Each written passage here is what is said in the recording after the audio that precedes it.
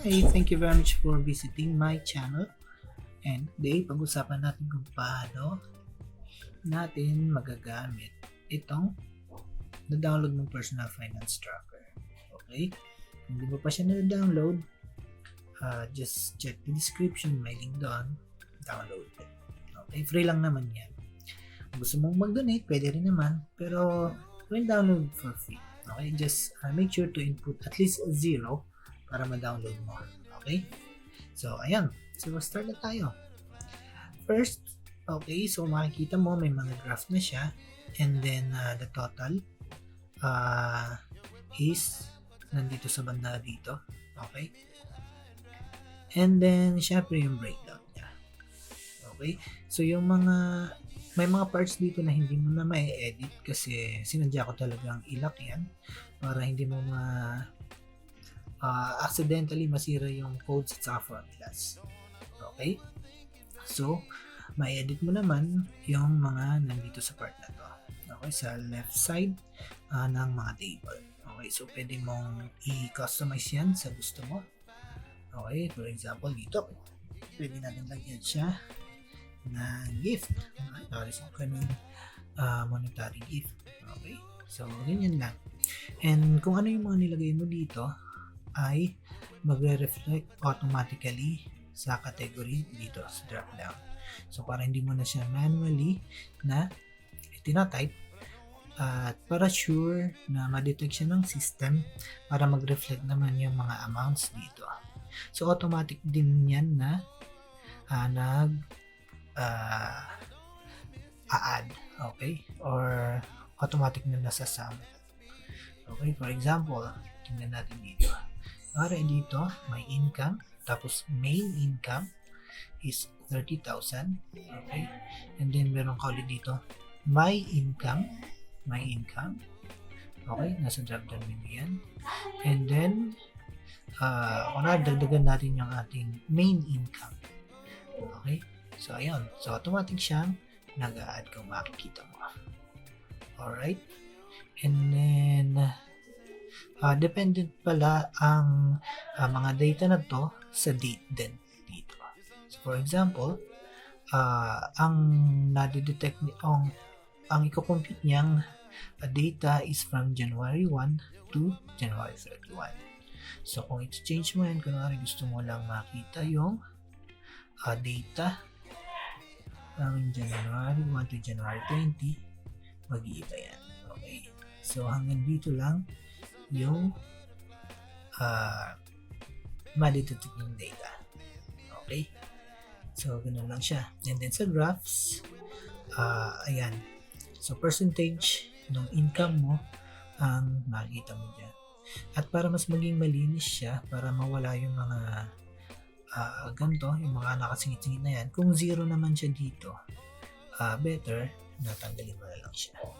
Okay? So, para mas malinis, makita mo yung graph ng mas maayos.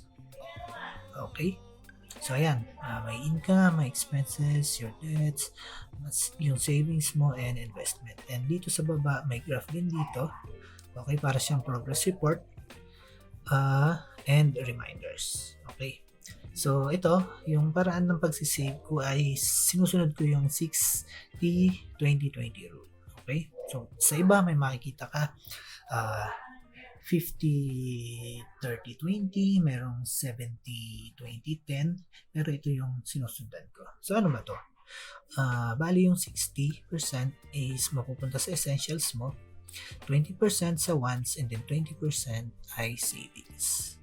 Okay?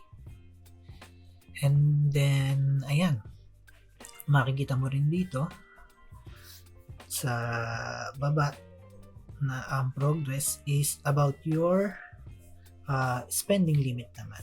Okay, so dependent naman din ito sa main income mo. Okay, so itong mga to nasa baba ay dependent sa main income mo. So kung mawala yan, mawawala rin siya. So tingnan natin ha. Okay, ayan. May mess up na siya. Diba? So, make sure na meron kang main income. So, yung main income is bale, yun yung pinaka-solid income mo every month. So, kumbaga talagang may natatanggap kang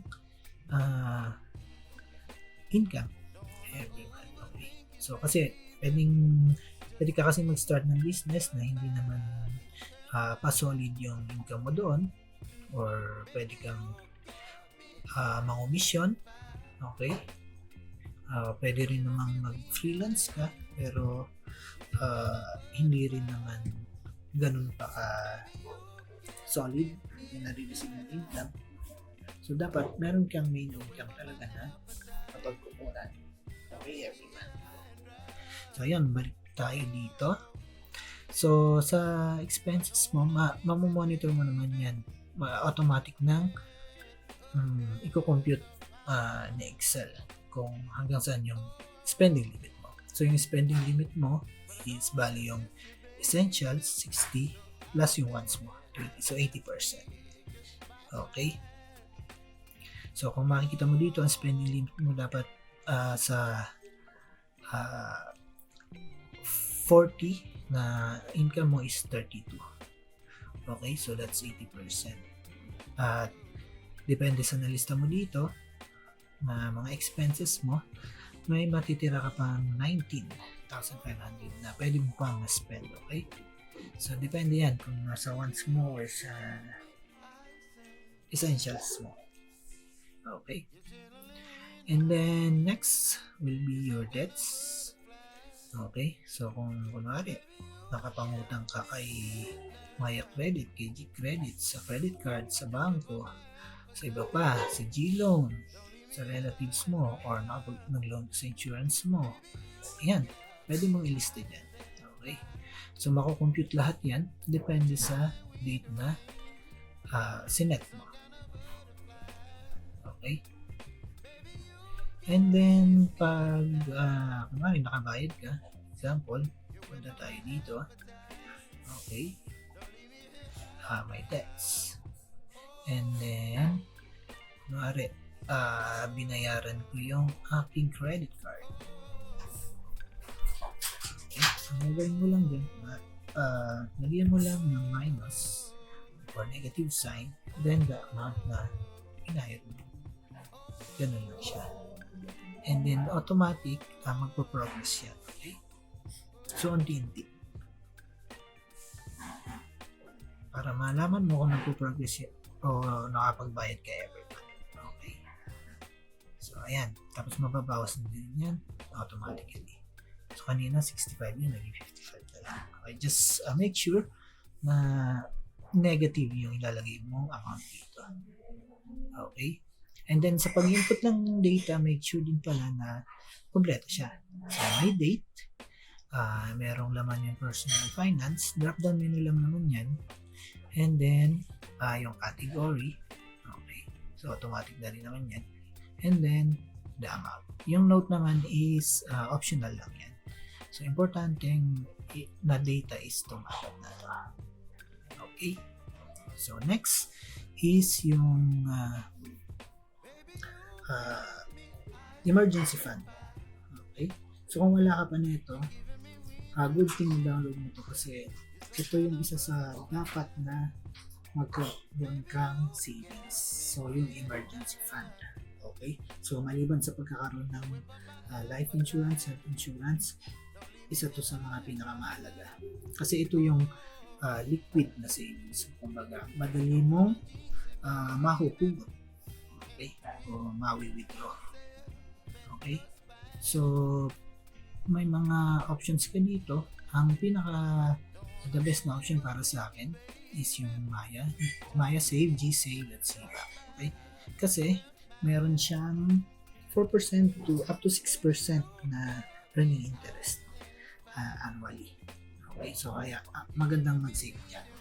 Kagandahan yan, daily yung payout or yung na inilalagay ng mga to yung earning interest nila. Okay? So, ayun. Pwede pa namang maglagay ng iba't iba pa dyan. Okay? Kung ano yung kung saan gustong mag-save. And then, explain ko lang to. Ano ba yung 6 months emergency fund? So, bale, yung 6 months emergency fund mo is 6 months na katumbas ng main income. So, kunwari, ang main income is 40,000 times 6 months. 6. Right? So, that's 240. Okay, kung magkano yung nasisave mo, magre-reflect din dito sa progress. Okay, so ang pinaka 100% niya is 1 year, so 480.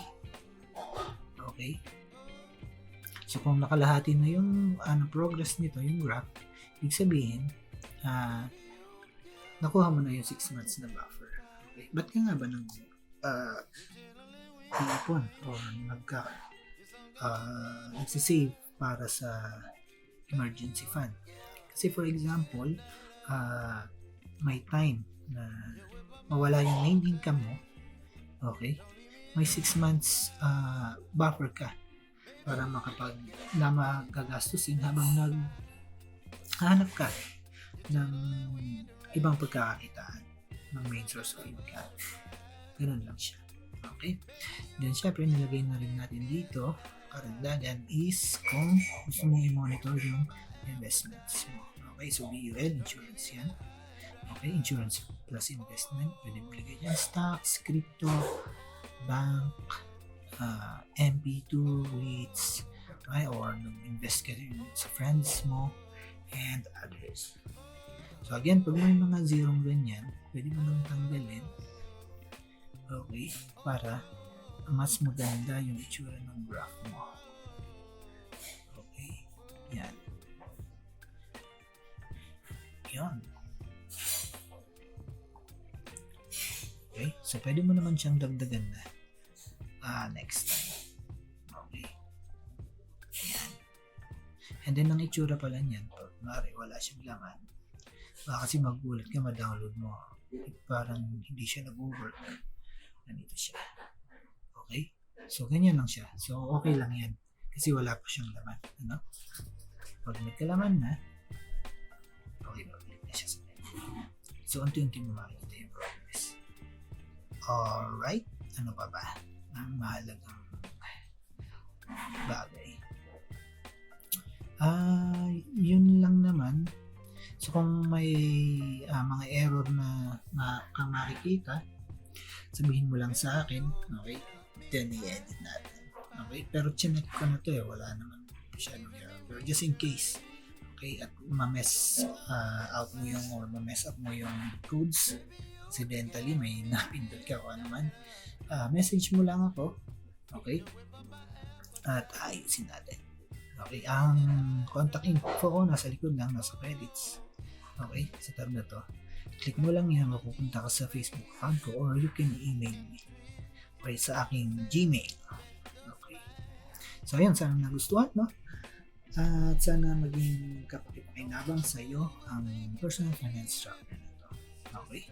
So, ayun lang sa ngayon. At maraming salamat ulit sa pagda-download. Ingat!